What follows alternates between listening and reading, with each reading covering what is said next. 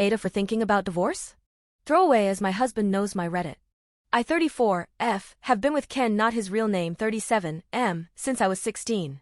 We met in school as he was my brother's friend. We have been married for 10 years. Have a 2-year-old son and one on the way. Ken has always been my person. The person who you can't picture life without, and I honestly can't remember not loving him. I grew up with him, he's my everything. Unfortunately, Ken has this issue where he takes on everyone else's feelings like to heart.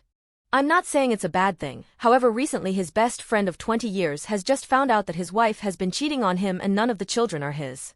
Obviously his friend is devastated and is staying in our guest room. He's a nice guy, just life has him down right now. He's started the process of divorce. The more time Ken spends with his friend, the more depressed he's become. And distant. Our mornings used to start where I would wake up at 6 a.m. with our son, make breakfast, then about 8 a.m. I could wake Ken up with a coffee and some breakfast before going to drop little one off at nursery and go to work. Ken works from home most days, only going into the office on a Monday. So I'd give him his coffee, he'd give me a kiss, and then I'd go off on my happy little way. Then I'd finish work, get our son and go home where Ken would be making tea. I'd clean up after whilst he was bathing our son and putting him to bed. I thought this was life. It might sound boring to some, but it was my life and I loved it. Our house was filled with love. We would spend our nights cuddling, talking, watching a movie. Date night once a month. We would take our son out together on a Saturday and then Sunday go visit family or have friends over. You get the picture, I'm rambling. Sorry. Anyway, for the past month things have been changing. Ken is more depressed. I make him a coffee in the morning and just get a mumbled thanks. I'd come home from work and the friend and him would be in the living room watching sports. I'm now making tea. Bathing our son, neither of them will barely talk to me. We don't go out on the weekends together, I feel like a single parent. I've tried to talk to Ken about it all but I get one-worded answers. Then he stays up till about 1 a.m. which I know it's not super late but I'm passed out by then, I'm exhausted, alone and pregnant.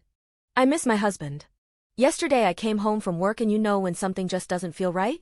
Well, I went to find Ken to see what he was doing as his friend wasn't in the house but Ken's car was. He was in his office looking up DNA kits for our son. I asked him why and his response was, well, I just want to make sure all the kids are mine before I continue looking after them as I'm not a free childcare. This broke me. When I say I'm devastated it's an understatement. But if he thinks that I've cheated on him then surely the trust is gone? Is there any going back? Am I just being pregnant and hormonal? Would I be extreme for looking for a divorce? I could put the papers in the envelope with the results from the DNA test. I think I'm gonna go cry in bed now. Had to take the day off work as I feel like I've just been gut punched. Update. I've asked my husband to move out. Am I taking this too far? Hello Reddit. Well, after my post earlier this afternoon I cried, then read all your lovely comments and I couldn't be more grateful. I think posting about it here really helps for some reason. Weird how telling complete strangers that I'm struggling with life seems to help. So I think after my pity party, which couldn't last long due to being a parent, I called my stepmom and dad. My mom died when I was 10, they are coming to stay with me on Friday. Crying on the phone helped, although I'm not really sure they could truly understand a word of what I was saying.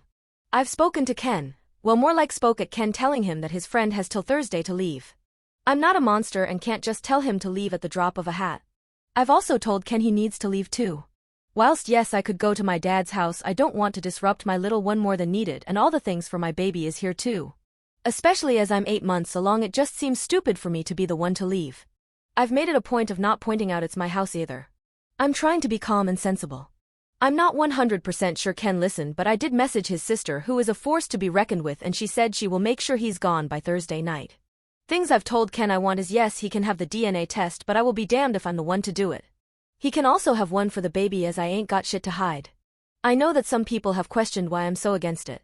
Let me make something clear. I would never cheat because, as I said in my last post, Ken is or was I dunno, my person. He's the only man I've ever been with. So that isn't any concern of mine. I'm just hurt that he wants one because clearly he doesn't trust me. So things I want him to have the DNA tests mainly so I can make him eat the results, not literally. I'm just venting. I'm also going to suggest couples therapy. I already see one due to losing my mum and my little sister in a car crash when I was little. I want to suggest he sees one alone, but you can lead a horse to water but can't make him drink it. I don't want to force him to do anything he doesn't want to do. I want him to maintain contact with our son. Yes, he doesn't believe he's the father right now, but that's no reason he should neglect him as he's his, and I don't want to upset my son. Yeah, he's only 2, but still he deserves all the love from both his parents. He's done nothing wrong. Then obviously this one when she comes along. Still not sure about the state of my marriage, but even if divorce is what happens, I need to be able to get through to him so he can be the father he was. Am I going insane? Do I sound insane? I don't know why writing here helps so much. Thanks, Reddit. Update 3. My husband got his DNA test results. He still thinks I've cheated. Hello again. I don't know how to update posts, so I just had to make another one. Following my 2 other posts, I will answer some questions. Yes, it is my house. It was left to me when my mum died. I have lived here all my life. I didn't move out because I have a child and one on the way, so why should I be the one to leave? I get that some people believe I was the for asking him to leave, but as I was heavily pregnant, have a toddler, and it's my house, I wasn't about to leave. Yes, he could have stayed, but have you tried living with someone who just wants to argue or just not talk? I'd prefer my child not to live in that environment, thank you. At the end of the day, I'm a mother first and a wife second. If you think that's harsh, then I don't know what to tell you. My children come first, end of. Well, Ken's friend did leave the day I told him he had till Thursday. He wasn't happy about it and shouted some insults at me, which was amazing. Ken's sister came and picked up Ken. I wish I could tell you what she said, but she didn't say anything in front of me, just kept giving Ken death stares. We did get the DNA test for little one, and Ken is the father, obviously. Ken somehow thinks I've intercepted the results even though I wasn't the one that did it. I wasn't the one that got handed the results ECT, so he's clearly lost his mind. My dad came over, and whilst I was making tea, my waters broke. My little girl is here, she healthy and happy. She was 9 pounds 8 ounces, so no concern of anything with her. I'm now a mum of 2. I am home now, and Ken has been to see his baby girl, although as she's not had a DNA test he disagrees with her being his because his family doesn't have many girls, yet he has a sister, so I just rolled my eyes. I don't really know where to go from here. Ken is refusing therapy. He says there's nothing wrong with him or his brain. I beg to differ. He wants to get another DNA test for our boy but won't tell me when or where, so I can't interfere. Maybe one day he will come to his senses. My dad and stepmom are staying with me for a while to help me with the babies. I'd like to say I'm okay, but honestly my emotions are all over the show. I don't know which is up. Ken's sister visits the babies, and we have an unspoken rule that we don't speak about Ken apart from when our son asks about him. I wish it was the kind of update where he got the results, seen how much of an idiot he's been, and we move on, but sadly that's not the case. I can't dwell on it too much, just take shit one day at a time. I do miss my person and worry that he's missing out on his baby girl's life already, which if I think about too much I will just sit and cry, but I don't have time for that. As always, thanks for listening to me rant. I might update if anything else happens in my life. Right now I'm still left wondering if I'm doing the right thing here. Is there anything I could do differently? Why are my kids so hard for him to accept all of a sudden? Update 4. AITA for making it difficult for him to find a solicitor? Hello again, Reddit. Things have been bizarre, but now I have closure. I know what's happened to my marriage.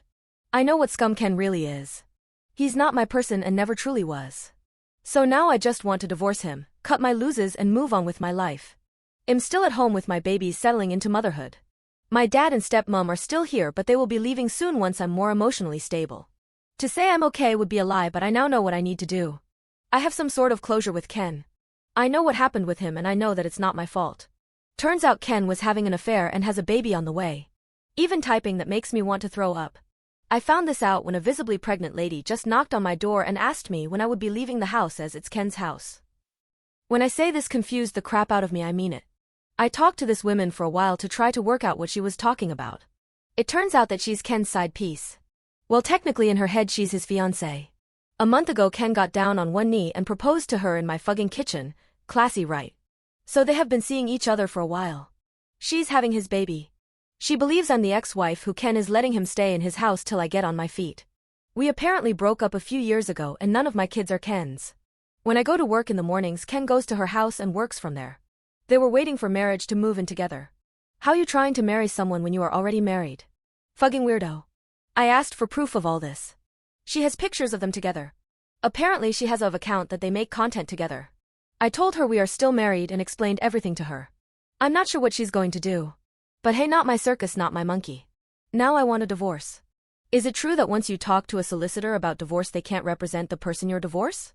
I want to go around our town and meet with as many solicitors as possible, as the first hour is free, so that he has a very hard time getting representation? Is that too petty? The house is in my name only and is protected, so there is no way he can take it. I have all my money and we do have a joint account, but that's just what we put our share of household bills in. I haven't spoken directly with Ken. His family have completely cut him off and he's been kicked out of his sister's house. All those people that was concerned about him having tumor or something wrong with his brain, I really don't think that's the case. I think his actions just caught up to him as his lies were going to come out once his baby was born. I think that's what happened. He got backed into a corner and tried to fight his way out. Through divorce process I will get the court to do DNA testing so he has proof for both. Even if he chooses to not believe it. I'm mentally exhausted from all of this and sat wondering how I didn't notice. Might have to go for an eye test.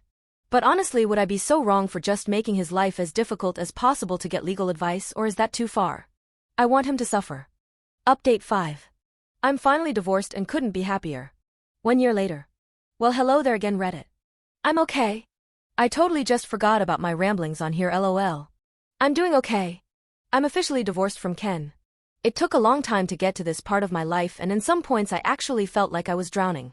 Both of my kids had a DNA test through the courts and they are Ken's. He still doesn't believe it. Not my problem though. Ken is now in prison for domestic abuse. I'm not 100% on the details because I wasn't involved. It was his side piece. I'd love to say that sometimes I don't break down in tears and I'm completely over it. But I'm not. I've now gone back to work though after my maternity leave was finished. I got a promotion. And now I'm used to living with just us 3. My kids keep me going and I'm so proud of them. They go visit their grandparents and dad's side of the family and they have been so lovely and supportive. His sister is still amazing. I don't really know what else to say. Just I'm okay. I'm divorced and my children are thriving. I can't thank Ken for a lot of things, but I'm grateful for my children.